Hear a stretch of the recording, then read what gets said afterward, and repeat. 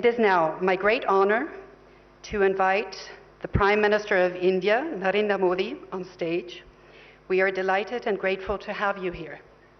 Mananiya Pradhan Mantri, Shri Narendra Modi, Namaskar.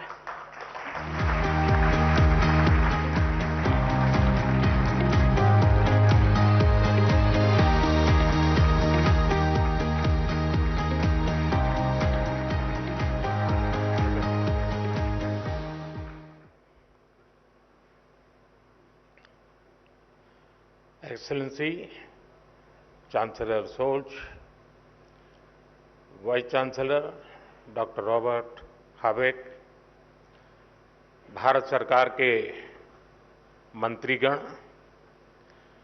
Asia Pacific committee of German business के chairman doctor Bush, Bharat, Germany और Indo Pacific देशों के industry leaders, देवी और सज्जनों,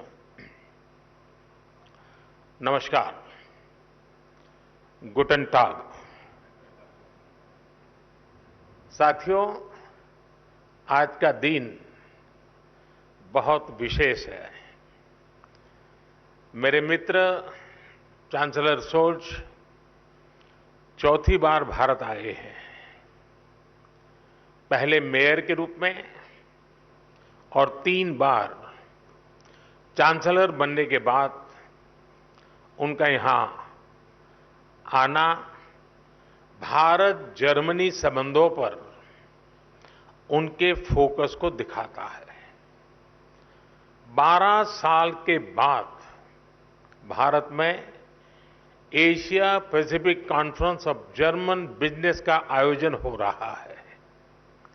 एक तरफ यहां सीईओ की फोरम की बैठक हो रही है, दूसरी तरफ हमारी नौसेना साथ में अभ्यास कर रही है।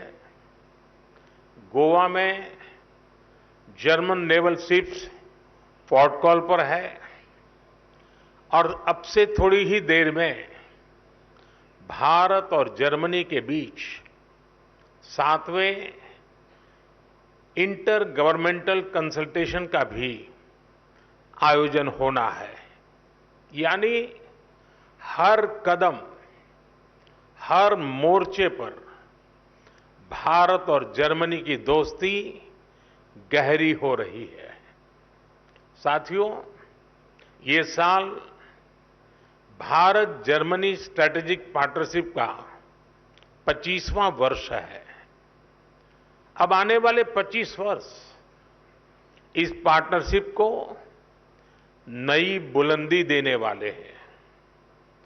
हमने आने वाले 25 वर्षों में विकसित भारत का एक रोडमैप बनाया है। मुझे खुशी है कि ऐसे महत्वपूर्ण समय में जर्मन कैबिनेट ने focus on India document release किया है। विश्व की 2 सशक्त डेमोक्रेसीज, विश्व की 2 लीडिंग इकोनॉमीज साथ मिलकर कैसे फोर्स फॉर ग्लोबल गुड बन सकती हैं। फोकस ऑन इंडिया डॉक्यूमेंट में उसका ब्लूप्रिंट है। इसमें स्ट्रैटेजिक पार्टनरशिप को होलिस्टिक तरीके से आगे बढ़ाने की अप्रोच और कमिटमेंट साफ दिखता है। खास तौर पर भारत की स्किल्ड मैन पावर पर जर्मनी ने जो भरोसा जताया है वो अद्भुत है। जर्मनी ने स्किल्ड भारतीयों के लिए हर वर्ष मिलने वाले वीजा की संख्या 20,000 से बढ़ाकर 90,000 करने का फैसला किया है। मुझे विश्वास है कि इससे जर्मनी की ग्रोथ को नई गति मिलेगी। साथियों, हमारी आपसी व्यापार $30 बिलियन से अधिक के स्तर पर पहुंच चुका है।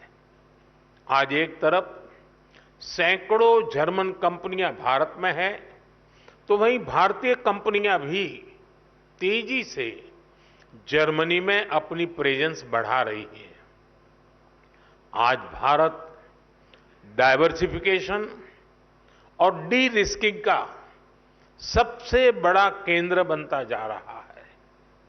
भारत ग्लोबल ट्रेड और मैन्युफैक्चरिंग का भी हब बन रहा है।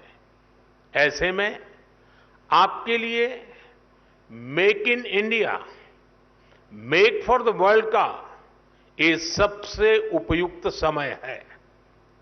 साथियों, ईयू और एशिया पैसिफिक क्षेत्र के बीच संबंध मजबूत करने में एशिया पैसिफिक कॉन्फ्रेंस का महत्वपूर्ण रोल रहा है। लेकिन मैं इस मंच को सिर्फ ट्रेड और इन्वेस्टमेंट के सीमित दायरे में ही नहीं देखता हूं।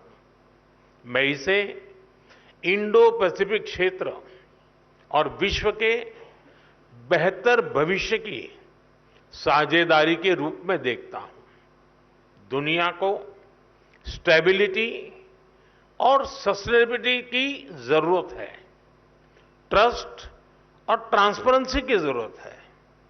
चाहे सोसाइटी हो या फिर सप्लाई चेन, हर मोर्चे पर इन वैल्यूज को बल देने की जरूरत है।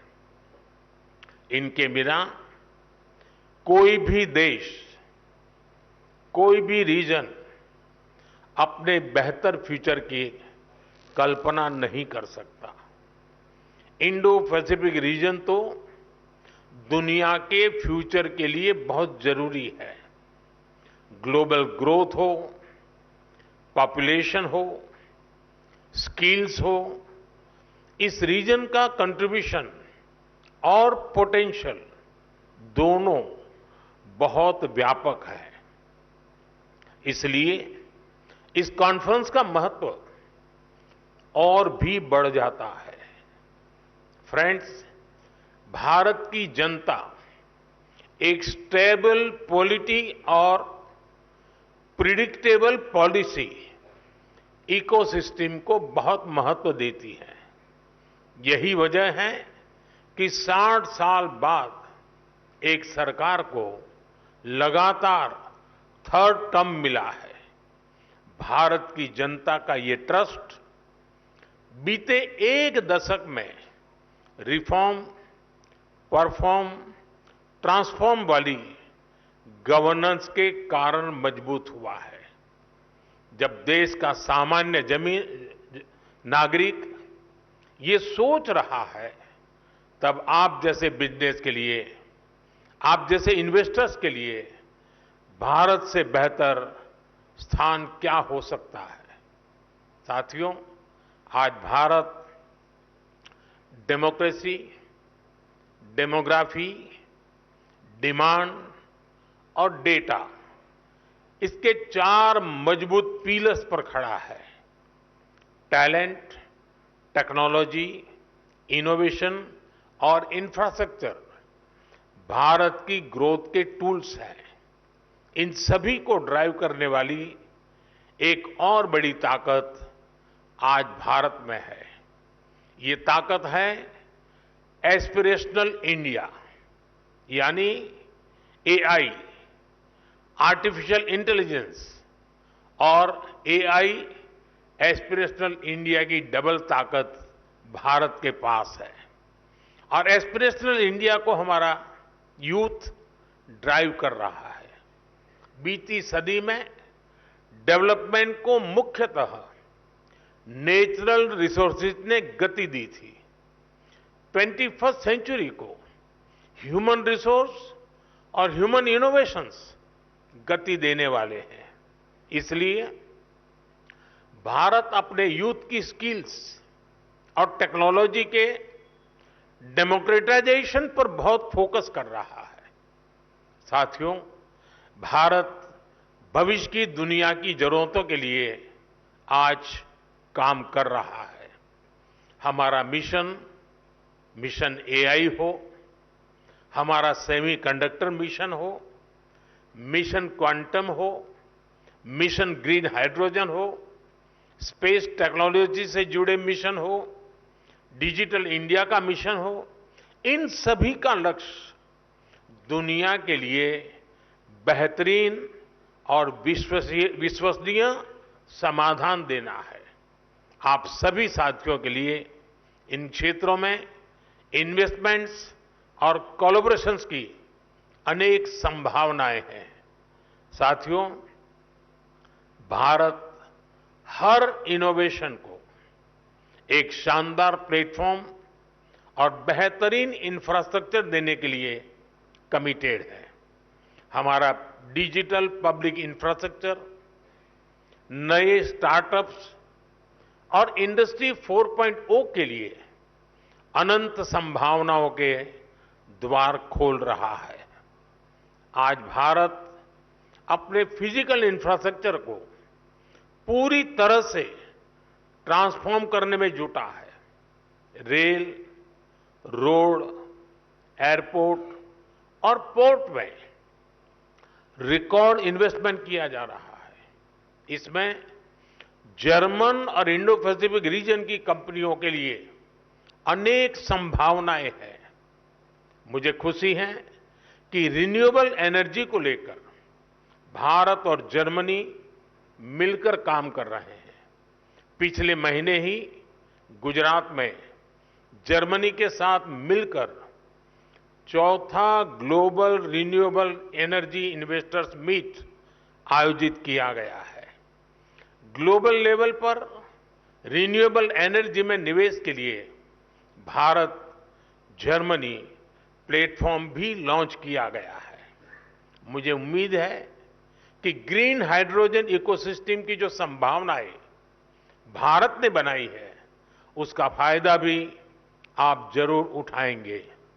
साथियों, भारत की ग्रोथ स्टोरी से जुड़ने का यही समय है, सही समय है, जब भारत का डायनेमिज्म और जर्मनी का प्रिसिशन मिलता है, जब जर्मनी की इंजीनियरिंग और भारत का इनोवेशन मिलता है, जब जर्मनी की टेक्नोलॉजी और भारत का टैलेंट मिलता है, तब इंडो पैसिफिक के साथ साथ पूरी दुनिया का बेहतर भविष्य तय होता है। साथियों, आप बिजनेस वर्ल्ड से जुड़े हैं। आपका तो मंत्र होता है, when we meet we mean business. लेकिन भारत आना सिर्फ बिजनेस ही नहीं होता। भारत के कल्चर, कुजीन और शॉपिंग को आपने समय नहीं दिया तो आप बहुत कुछ मिस करेंगे। मैं आपको विश्वास दिलाता हूं, you will be happy and back home your family will be happier. ये कॉन्फ्रेंस और भारत में आपका स्टे दोनों मंगल हो, इसी कामना के साथ आप सभी का बहुत बहुत धन्यवाद। Thank you.